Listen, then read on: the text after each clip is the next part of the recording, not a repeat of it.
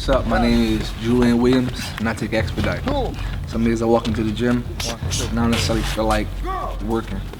Take a scoop or two of this, be ready to go. It's the best stuff I've ever had. Expedite.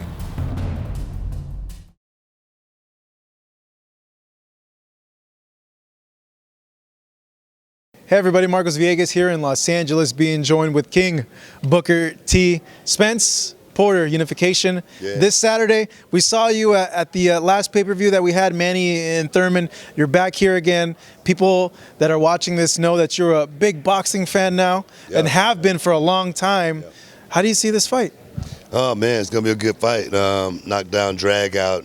We definitely can, look to be there for a minute. It's not gonna be a quick fight or anything like that. And I don't think neither fighter want it to be a quick fight. Of course they'll take it if they can get it that way. But I think both of these guys looking for war.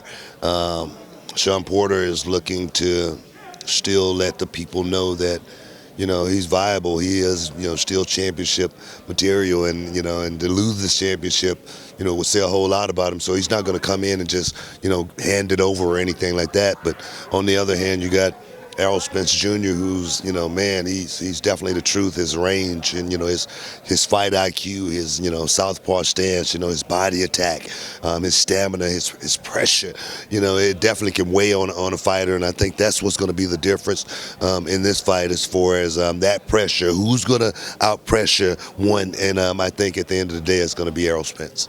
He just seems like he has a little bit more tools in the tool bag when compared to Shawn. But the thing with Shawn is that he throws so many punches. He's so active in there, and he can rough you up. I think, at times it works for him, and it works for when someone's trying to, score his fight. Yeah, it does. I mean, because he got a herky-jerky style. Sometimes he fights inside, sometimes he fight outside, sometimes he jumps inside. So you really never know what style he's going to fight according to what round it is.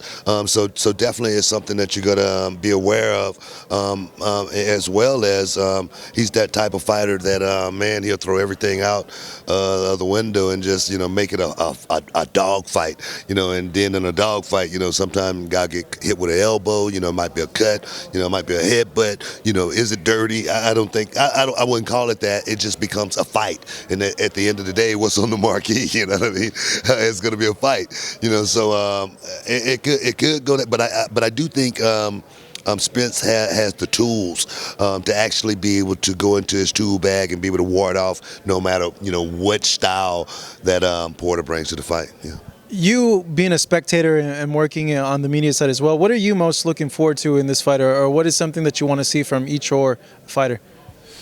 Man, I mean, of course I'm looking forward to the main event, but I think I'm more looking forward to Molina and Lopez. That's going to be a crazy fight. Yeah, it's going to be a good one. It's going to be a fan-friendly fight right there, because both of those guys, the Mexican heritage is one thing, the bragging rights is another, you know what I mean? And just when you got two Mexicans in the ring fighting, especially at that caliber, it's going to be a good fight. Josecito Lopez, he's the Riverside Rocky, but I really think that the Rocky label should go on John Molina, because he's been, the Rocky of this business for quite some time. He's been a guy that's been written off, so many times. He's been a guy that's been called a journeyman and then come in and, create the great upset, you know what I mean? So that's the fight I'm looking forward to, more importantly, as well as Benavidez and Darrell, man, and watch this 22-year-old kid undefeated go out there and, try to claim the championship from the old guy who's 34. 34 is really not that old. It's going to be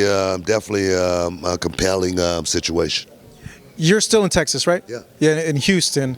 Spence is from Dallas. How's that reception been on your end? Him seeing his star power grow over there in Texas. Yeah, I mean, it's amazing to have watched this meteoric rise, because Dallas, the state of Texas has gotten on his back, and the city of Dallas is definitely, and Jerry Jones and Jerry will all been, catering to him. And, if Jerry could put him on the team, he would do it, But he's definitely that Texas boy that has put Texas on the map, and, let people see that, man, Texas is producing something special, and that something special is Errol Spence Jr. So it's pretty awesome. Do you remember the first time that you heard about Errol Spence?